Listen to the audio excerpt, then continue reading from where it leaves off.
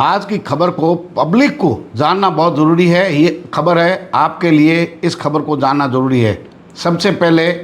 SIR हुआ, यानी मतदाता सूचियों की वास्तविक मतदाताओं का पता लगाने के लिए जहाँ डबल नाम थे अथवा जिन मतदाताओं का बाहरी होने का आरोप था,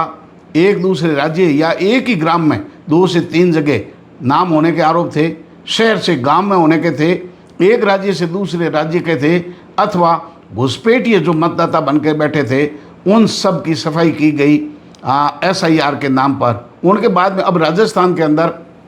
ओबीसी सर्वे चल रहा है, यानी समाज और ओबीसी के ठेकेदार अलग अलग वीडियो जारी करके ज्ञान दे रहे हैं, लेकिन हकीकत में अगर देखा जाए तो ये मतदाता सूचियों का ही ओबीसी सर्वे हो रहा है। ओबीसी की गणना नहीं हो रही है, ओबीसी के सदस्यों की संख्या नहीं मांगी जा रही है। अब जो है केवल जो आंकड़े हैं, यानी मतदाता सूचियों में ओबीसी लिखा हुआ है, वो ओबीसी वास्तव में कौन है और किस वर्ग के कितने लोग हैं, उनके आंकड़े मतदाता सूचियों के आधार पर, यानी जो प्रगणक है घर घर जाकर के राजधरा डिजिटल जो ऐप है उस पर मतदाता सूची का आधार पर, यानी कोई व्यक्ति माना कि मैं मतदाता हूँ तो मैं किस कैटेगरी में हूँ, अगर ओबीसी में आता हूँ कि नहीं आता हूँ, तो मेरी कैटेगरी लिख दी गई। उनके बाद में और परिवार के सदस्यों के नाम है नहीं है मतदाता सूची में, और परिवार के सदस्यों के जानकारी केवल यही लिखी जा रही है, इनके सिवाय कुछ भी नहीं हो रहा है। और एक चीज़ जो प्रमुखता से पूछी जा रही है वो ये पूछी जा रही है कि आपके परिवार में आपने इससे पहले कहीं चुनाव लड़ा किसी का भी, अर्थात बाद में ये हो सकता है कि जिन लोगों ने चुनाव लड़ लिया और जिस कैटेगरी का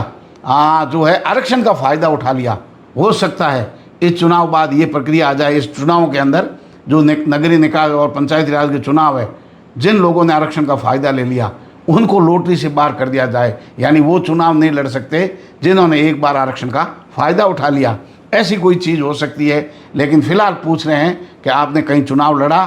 कभी लड़ा, किसी का लड़ा और आपका नाम क्या है, आप किस में आ रहे हैं। इनके सिवा किसी प्रकार का कोई सर्वे नहीं हो रहा है। लेकिन अब जो है नया सर्वे आ गया है। नया सर्वे का मतलब है एनएसएस सर्वे जो है अब शुरू हो रहा है, यानी ये जो सर्वे है ये जुलाई 26 से मतलब अब शुरू हो गया है और 27 में जून तक चलेगा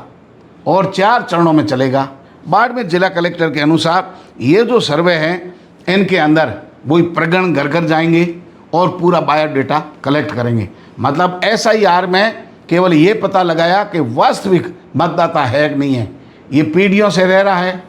नाना दादी के क्या संबंध है, पहले मतदाता सूचियों में कहाँ था, डबल तो नहीं है, कहाँ से आया है, घुसपैठिया है कि यहाँ का है, उसमें डबल नाम कट के बड़ा हंगामा भी हुआ। ओबीसी सर्वे में भी यही हो रहा है, उनका नाम पूछ रहे हैं और केवल मतदाता सूचियों के आधार पर, यानी चुनाव में ये डाटा काम आएगा, इनके सिवाय इस डाटा का उपयोग कहीं भी नहीं होगा, क्योंकि एक एक परिवार के सदस्यों की संख्या गणना नहीं हो रही है, अथवा किसी का मतदाता सूची में नाम छूट गया है, नहीं है, अभी आके रहा है, बाद में हो गया, अप्रवासी है, प्रवासी है, इनका कोई लेना देना नहीं है। केवल मतदाता सूचियों के आधार पर प्रगण घर घर जाकर के पूछ रहे हैं आप किस कैटेगरी में आ रहे हैं, क्या पहले कोई चुनाव लड़ा है। अब एनएसएस सर्वे जो है उनमें प्रमुख रूप से प्रक्रिया यही प्रगण करेंगे, मतलब शिक्षा विभाग के शिक्षक ही करने वाले हैं, अगला काम उनको दे दिया गया है। अब जून 27 तक शिक्षक इसमें लगे रहेंगे। 5 सवाल प्रमुख रूप से पूछा जाएगा। मुखिया का नाम, सदस्यों की संख्या, मकान का प्रकार, औसतन मासिक खर्च, क्या परिवार बीते 365 दिनों में यहाँ आकर बसा है, मतलब अभी अभी कोई बाहर से तो नहीं आया है, अभी अभी किसी सरकारी ज़मीन में किसी ने अतिक्रमण तो नहीं किया है, दूसरे राज्य से तो नहीं आया है, कोई विदेशी तो नहीं है, यानी 365 दिन में कोई नया तो नहीं आया है। बाकी उसकी पूरी सर्वे होगी, परिवार का मुखिया, मकान कच्चा पक्का, कितनी सरकारी सुविधाओं का आप उपयोग कर रहे हो, किस तरीके से आपका जीवन यापन हो रहा है, तमाम बायोडाटा उसके अंदर पहले सवाल में दर्ज होंगे। मतलब ये ऑनलाइन सरकार के ऐप पर पूरी जानकारी जो है डेटा एकत्रित होगा। दूसरा जो सवाल है वो है कि यदि हाल ही में यहाँ आकर हमने 365 दिन में अभी अभी अगर आप आए हो, 1 साल से कम अवधि हुई है, तो पुराना राज्य पुराना जिला कौन सा शिफ्ट होने की वजह क्या है, आप यहाँ आकर के क्यों बसे हो, मतलब अब तो यहाँ की बात करें, यहाँ के लोग भी बाहर गए तो उनसे भी सवाल यही किया जाएगा क्या कोई सदस्य बाहर किसी शहर या देश में बसा है, वह क्या करता है, साल में कितनी बार कितने पैसे भेजता है, खर्च कहाँ करते हैं। मतलब सबसे बड़ा ये सवाल है, आप सदस्य अगर यहाँ रह रहे हैं या आप हाल ही में आए हैं, आपके परिवार का सदस्य देश के अन्य कोनों में रहता है और वो क्या व्यापार करता है, अथवा कोई सदस्य विदेश में रहता है और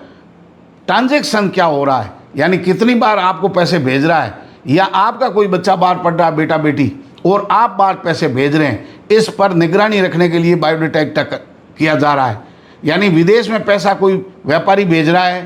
कोई एनजीओ के माध्यम से भेज रहे हैं, कोई फंडिंग हो रही है, इन पर निगरानी रखने के लिए सरकार ने ये सवाल मजबूती के साथ, यानी कितने पैसे कितनी बार ट्रांजैक्शन हुए और उनके बाद उन पैसों को लगाया कहाँ, यहाँ तक का बायोडेटा उसमें होगा। विदेश में पैसे भेजे हैं तो आपका बच्चा बच्ची पढ़ते हैं, व्यापार के उद्देश्य से भेजा अथवा अन्य कोई उद्देश्य था, घूमने के उद्देश्य से गए, और बाहर बैठा आपका कोई रिश्तेदार आपको पैसा भेज रहा है तो वो आपके रिश्ते में क्या है और उस पैसा अपने घर में कितनी बार आया, कितना पैसा आया, और जो पैसा आया आपने कहाँ लगाया, किस उद्देश्य से ये जो है फंडिंग हुई या पैसे का लेन देन हुआ। बड़ा सवाल है। क्या कोई सदस्य 15 दिन से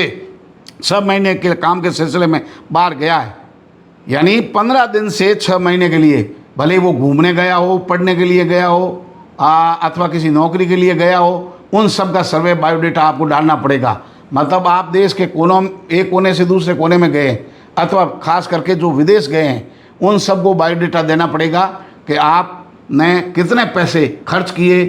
कहाँ से पैसे धन जुटाया, वहाँ किन किन से मिले, कहाँ गए, कौन से देश में गए, ये जानकारी देश को देनी पड़ेगी। उसके बाद में जो महत्वपूर्ण चीज़ है, वर्तमान आर्थिक स्थिति,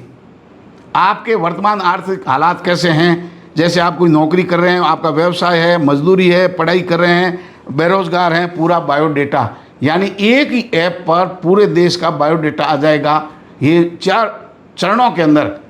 ये सर्वे होगा। उनके बाद में आर्थिक स्थिति का पता लगेगा, लोग कितने रह रहे हैं, असल में जनसंख्या का पता चलेगा। जैसे SIR में डबल नाम कटे, ऐसे ही अगर देश के अलग अलग कोनों में लोग रह रहे हैं, एक ही ऐप पर जानकारी आने के बाद में डाटा, जनसंख्या और आर्थिक आंकड़े, आर्थिक स्थिति या कोई विकास की योजनाएं बनेगी, तो जनसंख्या के हिसाब से आर्थिक सर्वे के आधार पर पूरा बायोडेटा जो है आपके पास होगा। इस तरीके के सर्वे जो है लगातार हो रहे हैं और यही सर्वे का कारण है, क्योंकि इस तरीके के जो जनसंख्या के सर्वे हो रहे हैं उनके अंदर भी यही था, घर घर सर्वे हो रहा था, यानी जनसंख्या का आंकड़ा नहीं लिया गया है, होम सर्वे हो रहा था। होम सर्वे में भी यही पता लगा रहे थे कि आपका घर है या आपका मकान है, ये बायोडेटा भी लिखा जा रहा था, क्योंकि परिवार रहता है वो तो उसका घर था, तो वो जो है घर का सर्वे हुआ। मकान का मतलब है, मकान का सर्वे का मतलब है आपका कोई मकान है, किराए दे रखा है, दूसरे लोग रह रहे, तो जो ये भी सर्वे हुआ, उस सर्वे में भी केवल मकान मालिक का नाम, कितने सदस्य इसमें रह रहे हैं, सदस्यों की संख्या, आपका परिवार किस मकान में रह रहा है, बाकी आपकी प्रॉपर्टी कहाँ कहाँ है, आपका खेत खलियान, मकान, दुकान किस जगह है, ये उसमें 2 ही बातें पूछी जाती थी। मकान आपका है, किराए का है, खुद का मकान है तो परिवार कहाँ रहता है, और दूसरा अन्य मकान आपका है तो वो किस जगह है। तो मकान नंबर, हाउस नंबर, आवास आपका है कि नहीं है, ये भी सर्वे हो रहा था। इनके बाद में सारे आंकड़े कलेक्ट हो जाएंगे। ये धीरे धीरे जो है सर्वे हो रहे हैं। सब सर्वों का एक ही उद्देश्य है कि वास्तविक लोगों की आर्थिक स्थिति क्या है और कितने लोग हैं जिनके पास से पैसे आ रहे हैं, बाहर जा रहा है, एक राज्य से दूसरे राज्य में घूम रहे हैं, अथवा घुसपैठिए बांग्लादेशी, रोहिंग्या ऐसे लोग भी अगर यहाँ हैं तो वो कहीं पश्चिम बंगाल से बाड़मेर में आगे, बाड़मेर के सीमावर्ती क्षेत्रों में कहाँ कहाँ वो काम कर रहे हैं, अथवा किसी भी बाने संस्थाओं के माध्यम से पैसा आ रहा है, कोई गौशालाओं में भी पैसे डाल रहे हैं। आज तक ऐसी शिकायतें आ रही है, विदेशी फंड का गौशालाओं में डाल दिया, बड़ी बड़ी संस्थाओं में डाल दिया, शिक्षा के नाम पर ले आए, अलग अलग जगह से धार्मिक संस्थाओं के नाम पर ले आए, इस तरीके के जो पैसे आ रहे हैं, इन सब पर नकेल कसने के लिए ये सर्वे हो रहे हैं। और जब ये सारा डाटा मतलब SIR के बाद में चुनावों के अंदर हुई है, जो है ना मतदाता सूची है, और लगातार उसमें सुधार हो रहा है। और चुनाव में देरी का कारण ये है कि OBC डेटा जो है सरकार के पास नहीं आया है। अब जो है OBC सर्वे लगभग पूरा हो गया, मतलब आरक्षण जो है ओबीसी का संख्या के आधार पर आपको शहरी निकाय और पंचायती राज चुनाव में देने की जो है तैयारी कर रहे हैं। उनमें यह भी हो सकता है कि आपने चुनाव लड़ा, पहले आरक्षण का फ़ायदा ले लिया, उसमें हो सकता उस व्यक्ति को, उस परिवार को उस आरक्षण का लाभ अगली बार नहीं मिले। संख्या के अनुपात में आनुपातिक रूप से आरक्षण देने के लिए सरकार पर्दे के पीछे ऐसा कोई काम कर रही है। ओबीसी सर्वे मतदाता सूचियों का हो रहा है, वो बायोडेटा जो है इकट्ठा कर रहे हैं, प्रगणक मतदाता सूचियाँ जो है और जन आधार डाटा को इकट्ठा कर रहे हैं, और उसमें जो है ओबीसी परिवारों का पहचान और डेटा का सत्यापन कर रहे हैं, संग्रहण कर रहे हैं। सत्यापन का मतलब क्या है कि मतदाता सूचियों में ओबीसी लिखा है, लेकिन वो ओबीसी में है अथवा नहीं है, अगर है तो उन ओबीसी की किस कैटेगरी के अंदर है। अब बात रही आरक्षण की, इस देश के अंदर कोई बिना आरक्षण नहीं है, किसी न किसी रूप में आरक्षण है। SC ST का आरक्षण है तो सामान्य वर्ग को आरक्षण है, ओबीसी को आरक्षण है, किसी को EWS का आरक्षण है, और किसी को सवर्णों को भी जो है 10% आरक्षण दिया। यानी इस देश के अंदर बिना आरक्षण कोई नहीं है, जिसके भाग में जो आया वो मिल गया। कहने के लिए ओबीसी का 21% आरक्षण है, लेकिन वो भी धरातल पर वो आरक्षण नहीं है। लेकिन अब जो है आरक्षण पंचायती राज और नगर निकाय में लागू करने के लिए, यानी ओबीसी में आने वाली जातियों का किसका कितना बायोडेटा है, असल में उसके आधार पर आरक्षण देने का प्रयास शायद सरकार कर रही है। चुनाव इसलिए लेट हो रहे हैं, लेकिन महत्वपूर्ण बात आपके लिए कि आप विदेश में भी आपके बच्चे पढ़ रहे हैं, कोई धंधा कर रहा है किसी माध्यम से, भले ही आपके सही पैसे आ रहे हैं अथवा गलत पैसे आ रहे हैं, उन सब पर सेंसरशिप लगेगी। और ऐसे ही मेटा से आने वाले पैसे पर भी सेंसरशिप लगेगी, क्योंकि ये पैसे जो विदेशी कंपनियों से आ रहे हैं, सोशल मीडिया के माध्यम से आ रहे हैं, मेटा कंपनी दे रही है, फेसबुक यूट्यूब पैसे दे रहे हैं, ये पैसे भी यहाँ के नहीं हैं, विदेशों से आ रहे हैं। इस पैसे का भी हिसाब आने वाले समय में सरकार मांगेगी। सोशल मीडिया के यूज़र भी सावधान हो जाए, इन सब का आप बायोडेटा रखें, और ये सर्वे में सभी सूचनाएं मांगी जाएगी। अगर आपके पास पैसा बाहर से कोई भी आया है तो कब कब आया, किस रूप में आया, कितना आया, और उस पैसे का क्या उपयोग किया। कहीं देश विरोधी गतिविधियों में आपका पैसा तो नहीं लग रहा है, भ्रष्टाचार में तो पैसा नहीं लग रहा है, देश के अंदर अस्थिरता पैदा करने के लिए तो पैसे का उपयोग नहीं हो रहा है, कहीं जो है हड़ताल प्रदर्शन धरनों में कहीं भंडारा करने में पैसे तो नहीं जा रहे हैं, अथवा इन पैसे का दुरुपयोग देश की आंतरिक सुरक्षा को खतरा पैदा करने के लिए तो नहीं किया जा रहा है। कितने लोग अवैध रूप से भारत के अंदर बैठे हैं, उन सब लोगों का बायोडेटा तैयार हो रहा है। शीघ्र ही देशद्रोही और देश को अस्थिर करने वाली ताकतों पर सरकार की कानून का कड़ा पहरे के साथ साथ हथौड़ा चलने वाला है, कोड़ा चलने वाला है। उन पर सावधान हो जाइए। एक एक पैसे का, एक एक देशद्रोही गतिविधि का हिसाब पूरा होगा। NSS सर्वे पूरा होने दीजिए।